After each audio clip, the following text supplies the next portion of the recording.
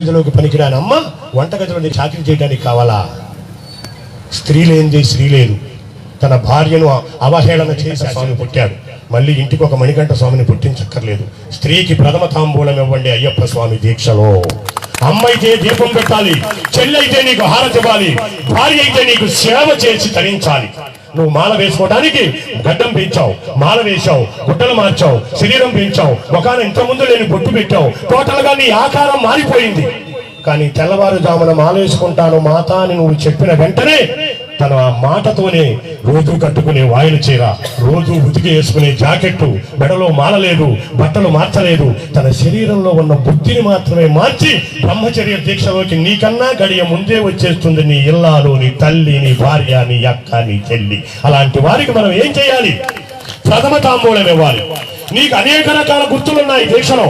అందుకనే ఎవరన్నా అడిగినప్పుడు నేను దీక్ష తీసుకున్నానని చెప్పకూడదంట స్వామి. మేము దీక్షలో ఉన్నాం అంటే ఇంటికాడ ఒక మనిషి కూడా ఉన్నది. జగద్గురువులైనటువంటి రామకృష్ణ పరమహంస తను దీక్ష వహించి బ్రహ్మచర్యాన్ని స్వీకరించడానికి ముందు పరిగెత్తుకుని ఇంటికి వచ్చి తలారా స్నానం చేసి మెట్ల బజారులో ఉన్నటువంటి రోడ్డు మీద నుంచుని సూర్యుడిని చూస్తూ, నాకు నేను చెయ్యొచ్చు శారదాంబ, కానీ బ్రహ్మచర్య వ్రతం నీతో అనుమతితో మాత్రమే కుదురుతాది, అందుకని నా తల్లిగా నన్ను అనుగ్రహించని పాదాల మీద పడ్డాడట. ఆ మాట విన్నప్పుడు వదిలిపెట్టిన గురులు ఆ జన్మాంతం శారదా పరదేవత జడ ఎరబోసుకునే మనకు ఫోటోలో కనపడుతుంది. రామకృష్ణ పరమహంస భార్య తల్లి అయిపోయింది బ్రహ్మచర్య దీక్షలో. అలా నీ భార్య ఏమవుతుంది? మాత అని సంబోధిస్తున్నావు, తల్లి అవుతుంది. బిడ్డ, మాల వేసుకున్నవాడు నాకు బిడ్డ. ఎంతకాలం? మండల కాలం. గురుముద్ర, శాస్త్రముద్ర, రుద్రముద్ర, విష్ణుముద్ర, శివముద్ర, సత్యముద్ర, కేశముద్ర, శాంతముద్ర అనబడి ఈ ముద్రమాల, ఈ 30 రూపాయల లంగియ, 3 రూపాయల మాల, 30 పైసల విభూతి చందనమా, సుబ్బారావు సుబ్బారావు స్వామి, రంగారావు రంగారావు స్వామి, రాంబాబు రాంబాబు స్వామి, లక్ష్మీనారాయణ లక్ష్మీనారాయణ స్వామి, అనేకమైన పేర్లు బదులు మీకు స్వామి జరుగుతున్నారు. మీరు అన్నవరం వెళ్ళారు, దేవుడు దేవుడే నువ్వే. మీరు తిరుపతి వెళ్ళారు, దేవుడు దేవుడే మీరే. మీరు సత్యదేవుడి దగ్గరికి వెళ్ళారు, సింహాచలం, దేవుడు దేవుడే మీరే. మరి ఈ 30 రూపాయల లుంగి కట్టి 3 రూపాయల మాల వేసి విభూతి చందనాలు పెట్టుకుంటే నిన్నటి దాకా తిట్టిన అమ్మ, నిన్నటి దాకా పొగిడిన నాన్న, నిన్నటి దాకా 3 రోజులు అవుతుంది వెళ్ళాడు, వచ్చాడు, గేటు తీశాడు, పెట్టవే వచ్చాడుగా కొడుకు అని చెప్పి తిట్టే నాన్న వాళ్ళ కొడుకుని వాళ్ళ అమ్మ నాన్నే తిడతంటే ఈడి పిల్లలు చూసి ఆ ఇంట్లోనేమో కొడుకు రాగానే ఎదురెళ్ళి కాళ్ళకి నీళ్ళు ఇస్తున్నారు, మా ఇంట్లోనేమో మా నాన్న రాగానే మా నాయనం ఎందుకు ఇలా తిడుతుందని తండ్రిని అడగలేక, తాతను మాట్లాడలేక, ఏమిటో మా నాన్న తప్పని తన మాటను తనలోనే పెట్టుకుని ఒక సమయానికి నాన్న పక్కింటి పిల్లలందరూ స్కూల్కి వస్తున్నారు నాన్న, వాళ్ళ అబ్బాయిలు వాళ్ళ నాన్న తీసుకొస్తున్నాడు, జారిపోయే వాటర్ బాటిల్ని పైకెత్తి చిన్నా కన్నా 4:40 వదిలిపెడతారు, నేను వచ్చేప్పటికి 5 అవుతుంది, రోడ్డు దాటపాక అక్కడే ఉండి నేను వచ్చి తీసుకెళ్తానని రోజు వాళ్ళ తల్లిదండ్రులు వచ్చి బిడ్డలను తీసుకెళ్తున్నారు నాన్న. కానీ మేము 9 నుంచి 10కి వచ్చాం, 6వ తరగతి నుంచి ఇప్పటి వరకు ఒక్క రోజు కూడా నన్ను స్కూల్ నుంచి తీసుకురాలేదు. మేము వచ్చేటప్పటికేమో నువ్వు వచ్చేటప్పటికేమో మేము నిద్రపోతాం, నేను లేచేటప్పటికేమో నువ్వు వెళ్ళిపోతావు, ఏమిటి నానా నీ ఉద్యోగం అని చెప్పి తల్లినో తండ్రినో అడుగుతుంటే వీడికున్న దుర్వ్యసనాలు చెప్పలేక, నేను ఫలానా ఉద్యోగం చేస్తున్నానమ్మా, ఎయిర్ ఫోర్స్ అమ్మా అంటే గాలికి తిరగటం, ఎయిర్ ఫోర్స్ లో ఉన్నానమ్మా అని చెప్పలేక తల వంచుకుంటే ఇలాంటి భర్తను కట్టుకుని తన కన్న బిడ్డల చేతే ప్రశ్నింపబడుతున్నానని చెప్పి భార్య పౌడి చెంగు తడిచిపోయి ఉంటుంది. ఎప్పుడు? ఎందుకు? కన్నీళ్లతో.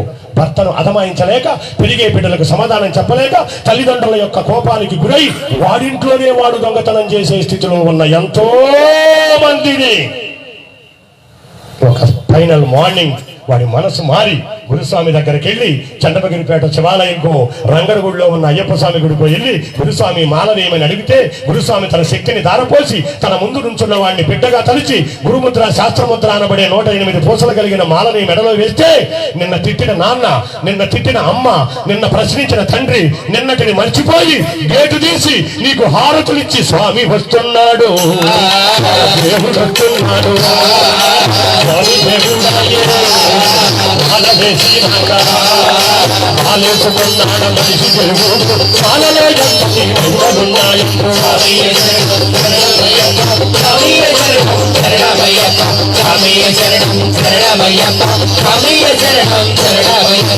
నిన్నటి వరకు నీ జీవితం వేరు, నీ మాట వేరు, నీ పలుకు వేరు, నీ తిండి వేరు, నీ నడక వేరు. కానీ తెల్లవారుజామున ఒక్కసారి నీ మాట నడక అన్ని మారిపోయాయి. స్వామి అనగానే ఒంటిలో ఎన్ను పూసలో చలి బయలుదేరతారు. నిన్న తిట్టింది అమ్మ, ఇవాళ ఆరతిస్తుంది అమ్మ. 40 రోజులు నిన్ను దేవుణ్ణి చేసింది, 41 రోజు ఇరుముడి కట్టింది, 42 రోజు బస్ ఎక్కించింది, 49 రోజు తిరిగి ఇంటికి వచ్చారు. కర్మజాలకు ఆదివారం వస్తే ఆదివారం సాయంత్రం మాయమవుతున్నావు, మంగళవారం దాకా మళ్ళీ కనపట్టలేదు. అమ్మ అబ్బాయి ఇంటికి వచ్చాడు కదా అంటే వచ్చాడు పెన్నాం ఆదివారంగా. వాళ్ళంతా ఫోన్ చేశాడు, హలో కమింగ్ సార్ అన్నాడు. 40 రోజులు నీ మెడలో పాము లాంటి మాలతో నువ్వు దేవుడు అయ్యావు. 49వ రోజు పాకుడు మెట్ల మీద జారి పడినట్టు మళ్ళీ వెళ్ళి ఆ కుట్టుకాడికి వెళ్ళి పడిపోయేవరే. మాలేసుకుంటేనేరా ఈ స్వాములు, మాల తీస్తే అందరూ ఆ స్వాములేరా అంటుంది సమాజం. మనం మారాలి మన జీవితాలు. ఒక్కసారి మాల వేసుకుంటే నీ జీవితంలో వచ్చిన చైతన్యం, ఒక్కసారి మాల వేసుకుంటే నీ జీవితంలో వచ్చిన మార్పు మెట్టు మెట్టుకు పెరిగినట్టు, అలా మెట్టు మెట్టుకు పెరిగి కొబ్బరి చెట్టుగా మారి నువ్వు సమాజానికి ఉపయోగపడరా అని చెప్పి 18వ యాత్ర చేసిన వారికి కొబ్బరి చెట్టు ఇచ్చింది శబరిమల యాత్ర దీక్ష. ఆలోచించుకోండి. ఎవరు సెల్ఫ్ థింకింగ్ హయాం. నేను ఎవరు, ఎక్కడున్నాను, ఎటు పోతున్నాను. 40 రోజులు నాకు సమాజం పెద్దపీట వేసింది, మీ మెడలో దండ వేసి. 49వ రోజు మనం ఏం చేస్తున్నాం అనేది తెలుసుకున్న నాడు, నా మాటలు విని ఒక్కడు మారిన నాడు నా జన్మ ధన్యం. ఈ పూజ చేయించినందుకు 4 లక్షలు ఖర్చు పెట్టి వాళ్ళ జన్మ ధన్యం. చూసిన వినిన మీరందరి జన్మ ధన్యం. తల్లిగా మనకు అనేక సేవలు చేసి అనేక రకాలైన ఇబ్బందులకు ఎదురై అనేక రకాల ఇబ్బందుల్లో మనల్ని కాచి కాపాడి అమ్మా నువ్వు చేసిన బొమ్మలమమ్మా, చేసిన బొమ్మలమమ్మా, చేసిన బొమ్మలమమ్మా,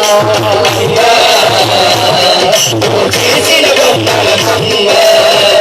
నాడు నీవు తిన్నావమ్మ, పచ్చు నిన్నున్నావమ్మ, చేసిన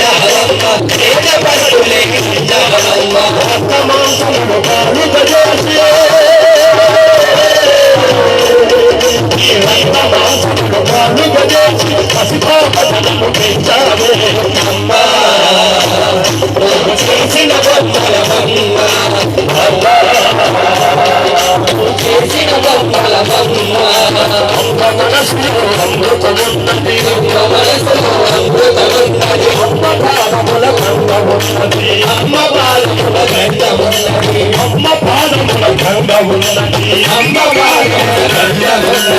అమ్మను మించిన దైవమేదిరా, అమ్మను మించిన దైవమేదిరా, అన్నను మించిన గర్వమేదిరా, అన్నను మించిన గర్వమేదిరా. అమ్మా నాన్నకు అన్న నష్టరా, అన్నా వదినకు అన్న నష్టరా. చేసిన బొమ్మల బొమ్మ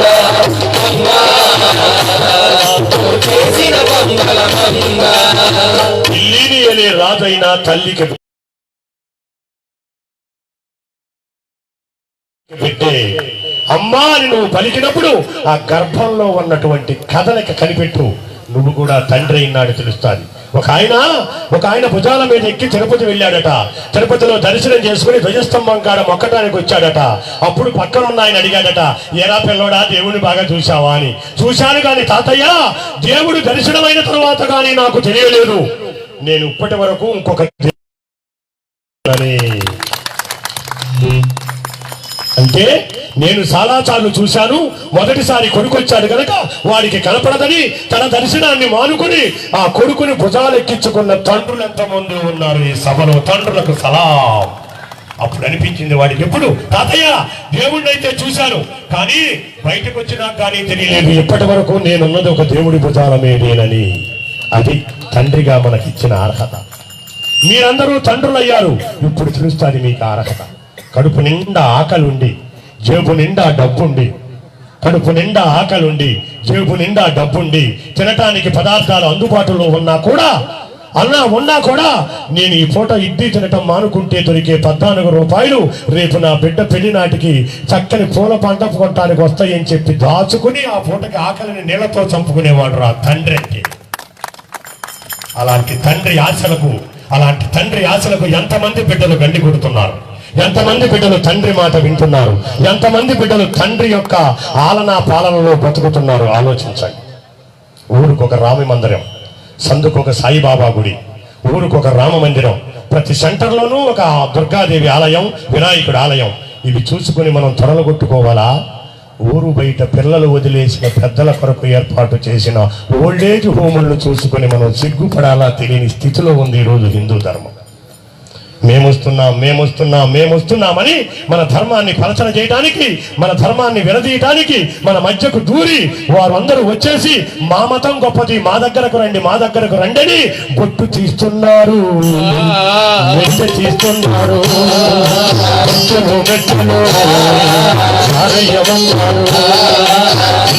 ధర్మాన్ని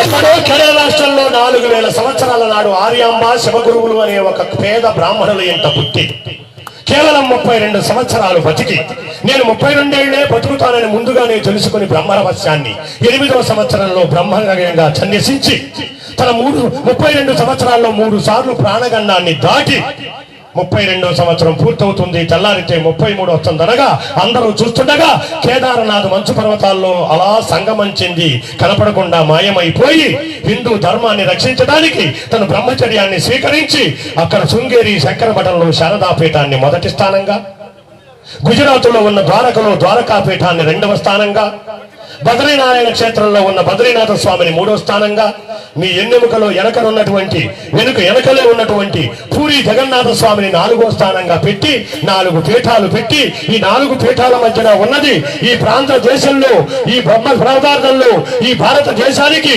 పూజ గది లాంటిదిరా మా భారతదేశం అని చెప్పి మనం హిందువులుగా బతకడానికి స్వేచ్ఛనిచ్చి ఇలా మైకులు పెట్టి మనం మాట్లాడుకునే స్వేచ్ఛను మనకిచ్చి తను మాత్రం 32 ఏళ్లకి అంతరించిపోయారు.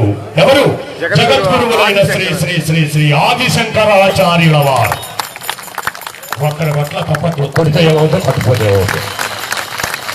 ఎమ్మెల్యే గారు రోడ్డు వేస్తారనగానే బాధ చేస్తారనమాట.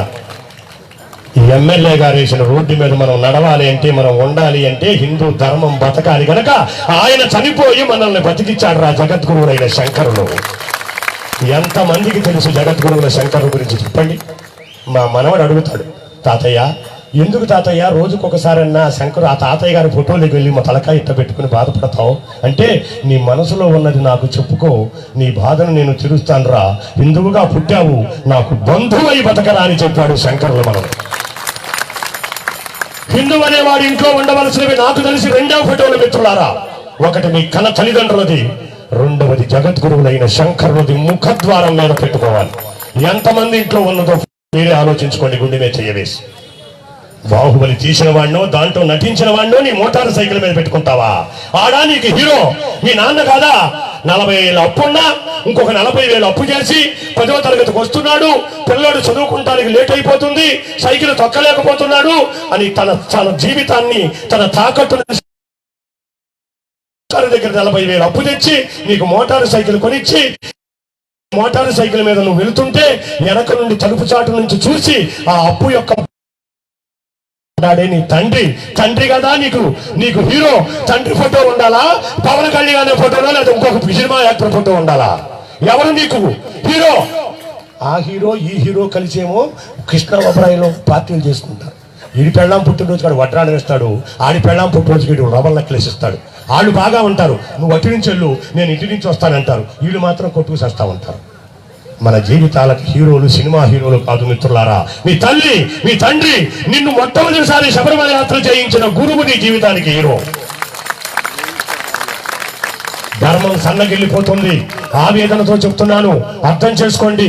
వస్తున్నారు పరాయి మతం వాళ్ళు వస్తున్నారు, మన మధ్యకు చొచ్చుకు వస్తున్నారు. మీ గుడికి వెళ్తే కొబ్బరికాయ కొట్టాలి 10, కానికెయ్యాలి 10, పూజారికి ఇవ్వాలి 10, 3 పదులు 30, 3 సార్లు వెళ్తే 100. ఎన్నిసార్లు నేస్తావు? 100. అదే ఆదివారం నాడు మా గుడికి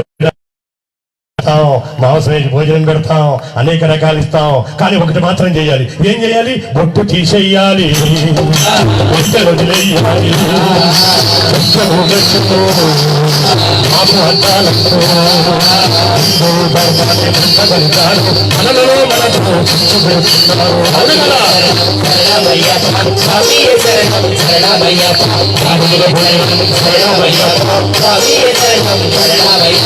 హిందూ ధర్మంలో లేనిది ఏమున్నదని మిత్రమా పరుగులెత్తుతున్నావు? నీ ధర్మంలో లేనిది ఏమున్నది?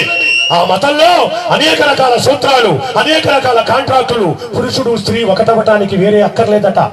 ఇద్దరు కలిసి అగ్రిమెంట్ రాసుకుంటారట, ఒకే క్వార్టర్లో ఉంటారట. ఎవరికి ముఖం వచ్చినా రెండవ వారికి అగ్రిమెంట్ చించేసి వెళ్ళిపోతారట. వాళ్ళ కల్చర్ అది. కానీ మన హిందూ వ్యవస్థ పావలా పసుపు, 10 రూపాయల తాడు, 350 రూపాయలు పెట్టిన చిన్న మంగళ సూత్రం అనబడే చిన్న బంగారు రేకు.